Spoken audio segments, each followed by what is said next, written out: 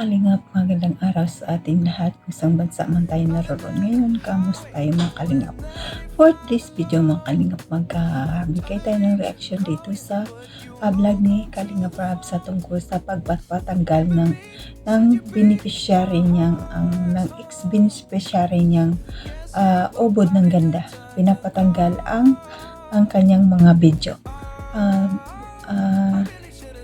Base kay Kalingap Rab, hindi daw niya ito ipapatanggal dahil property niya na ito. Sa totoo lang, hindi niya talaga mapatanggal itong mga video na ito kung hindi idaan niya sa legal, sa proper, sa legal, no? Idaan niya sa legal para mapatanggal niya, pero hindi talaga ito matanggal sa totoo lang.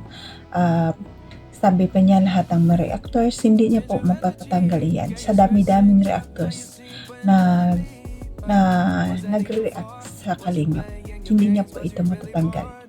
At sabihin ko sa iyo, bad girl, hindi ka basta-basta magpapatanggal ng video, ng video mo, sa totoo lang. Lalong-lalo na kay Kalingap Rab, no?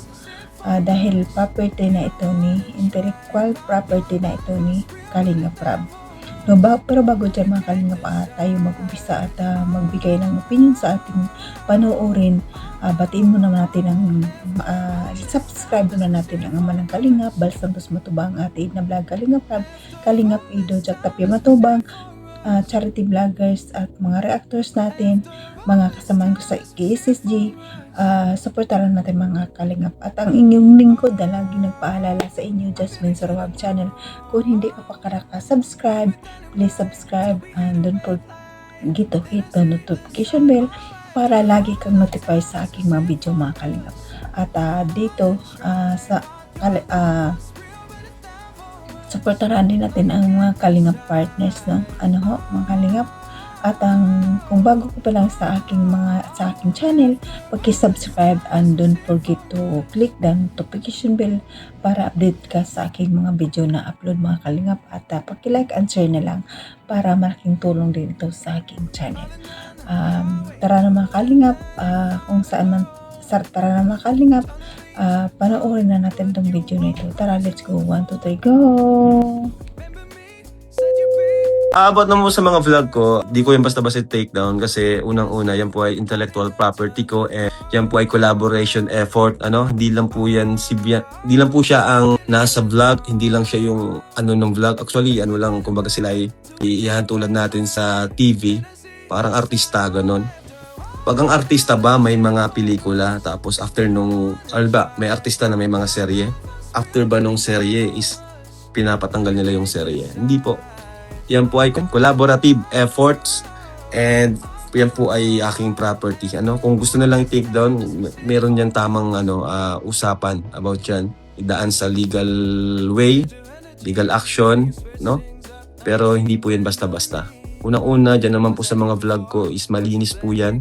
Wala pong masama sa vlog ko. At pangalawa, yan po ay may pahintulot. Every vlog natin is talagang nagpapaalam tayo. Yan po ay may permiso. Yan po ay ginusto nila, di po tayo namimilit. And wala tayong inaabuso o inaargabyado sa vlog na yan. So, pwedeng i-take down yung mga reactors na gumagawa ng mga issues against sa kanya. Pero yung mga vlog ko, hindi po yan basta-basta pwedeng i-take down. Yan po ay pag-usapan natin kung talagang gusto nila, pupush nila yon, pag-usapan natin na maayos. Sabi nga mismo nila, attorney, di ba? May tamang proseso para dyan. So, ayun mga Kalingap, napanood naman natin ang video na sinabi ni Kalingap Rab na hindi niya ipapatanggal ang kanyang mga video sa love team dun kay beneficiary na gustong ipatanggal, no? May-ari na yun ni Kalingap Rab, sa totoo lang. Kasi doon sa video na yun, hindi lang naman siya ang nandun. Maraming mga tao nandoon, kaya hindi niya pwede doon ipatanggal. Kung gusto niya mag-file ng legal na paraan para mapatanggal yun kung manalo siya. Kasi ang kulit niya doon sa Rapid Tulfo, ang sabi niya, Yun lang ang gusto niya, matanggal. Akala niya ganun-ganun lang yun. Alam niyo kung bakit gusto niyang patanggal ang video na yun? Kasi ayaw niyang makita ang mga ginagawa niya noon. Na siya mismo umahabol dun sa guy. Siya mismo ang nagpapakita ng motibo. 'Di ba, mga kalingap? Ayaw na ayaw niya kasi ang mga sinasabi nila doon hindi totoo. Kasi nungalingan lahat. Hindi totoo. Kasi at yung sa vlog ni at saka yung kay Kuya Bal na sinabi niya na sa dagat, wala pa silang bahay nun eh. Dapat doon pa lang nagsabi na sila na ayaw na namin magpa-vlog. Hindi pa sana sila pinapatayuan ng bahay noon, 'di ba? Mga kalingap. Bakit inantay nila magkaroon ng bahay bago ngawa-ngawa diyan? Na sinisiraan kalingap ni Kuya Bal. Dahil sa utang na loob namin, kaya kami sumusunod kahit ano. Matanda ka na, 'di ba? Sabi niyo may sarili kayong isip, hindi kayo pwede diktahan. Di kayo pwede diktahan ang sinabi mo. Di bakit noon pa lang hindi na kayo nagreklamo, mga ining, mga inday? Noon pa sana kayo nagreklamo na wala pa kayong bahay.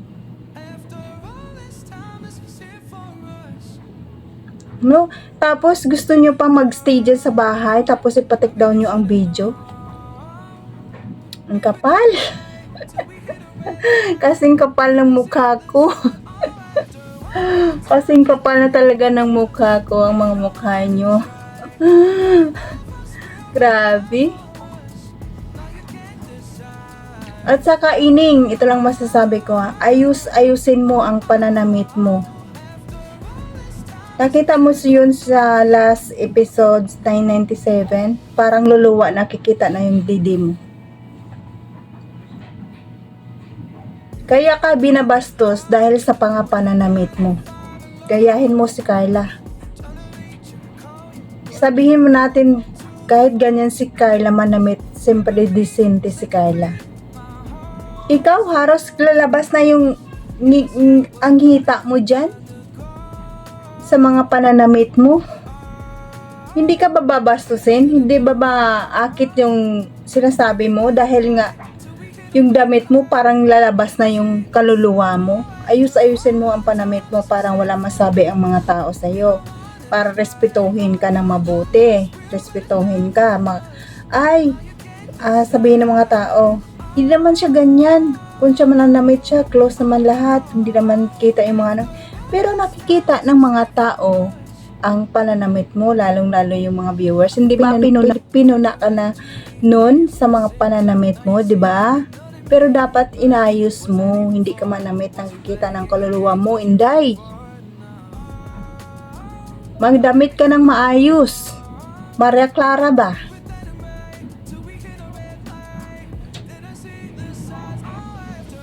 At sa mga gawa ka ng may YouTube channel ka,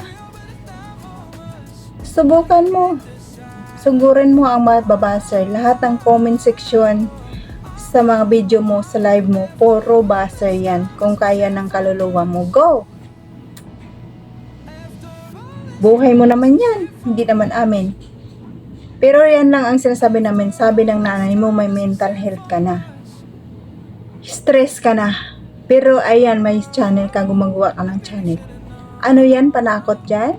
Hindi kami natatakot sa channel mo, day. Inday. Kaya mo wag mong sabihin na ipatik down mo ang video dahil property na yun ni Kalingap Prab.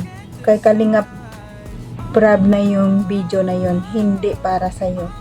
Oo, ikaw ang nandoon, pero hindi ikaw lahat. Maraming tao doon sa video na yun. Yun ang gusto ko, ipatig down lahat ng video. Hindi. Magsampa ka ng kaso.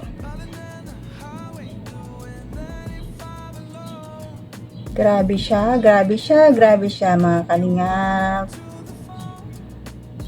Yun pa ang gusto mo ng katahimikan. lalong dumadami ang reactors ng Kalingap, mga politics na mga reactors, nagre-react din. Dahil nakita nila si Kuya Bal na napakabait na tao.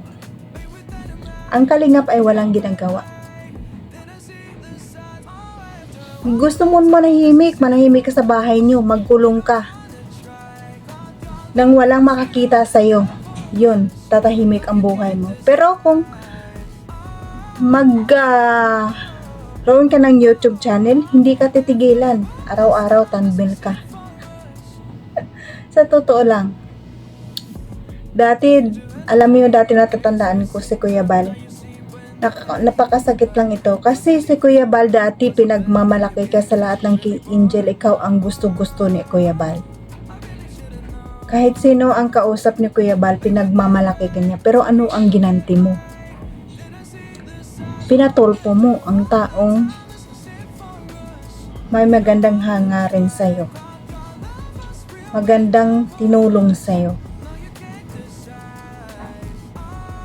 Yung mga ebidensya mo, wala yan eh. Mababaw lang yan mga ebidensya mo. Yung mga sinabi mo noon, wala naman sinabi sa Kuya Bal.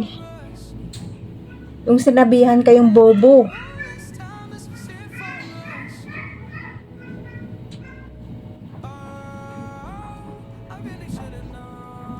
So, ayun mga Kalingap, huwag na lang natin siya ibas kasi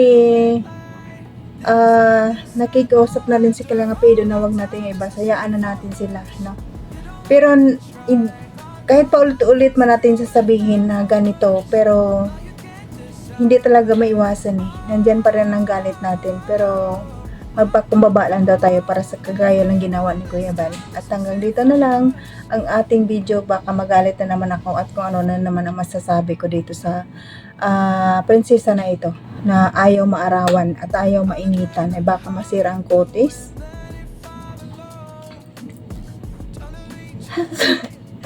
Natatawa na naman ako sa sinabi ni Sir Beran. Tingnan mo po sa imong mukha, munay na ang mukha. So, ayun na mga Kalingap, hanggang dito na lang.